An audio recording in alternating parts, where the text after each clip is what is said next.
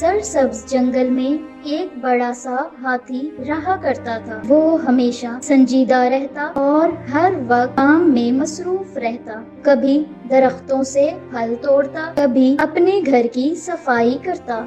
एक दिन एक छोटा सा खुशबाश खरगोश उछलता कूदता हाथी के पास आया और बोला, हाथी भाई, आज का दिन कितना प्यारा है, आइए ना थोड़ा खेलते हैं। हाथी ने संजीदगी से जवाब दिया, नहीं खरगोश, मेरे पास बहुत काम है, खेलने का वक्त नहीं है। खरगोश ने हंसते हुए कहा, पर हाथी भाई, काम के साथ थोड़ी तफरीह भी जरूरी है। दिल खुश रहेगा तो काम भी अच्छा होगा। हाथी ने ये सुना, थोड़ा सा सोचा, फिर मुस्कुराकर बोला, ठीक है खरगोश, थोड़ा सा खेल लेते हैं। फिर क्या था, दोनों ने रेस लगाई, छुपन छुपाई खेली। हाथी ने पहली बार दिल से हंसी और खुशी महसूस की।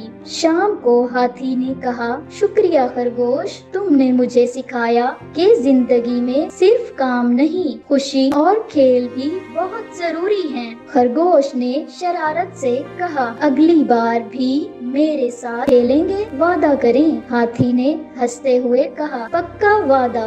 सबक, जिंदगी में काम और तफरीह दोनों का तवाजुन जरूरी है।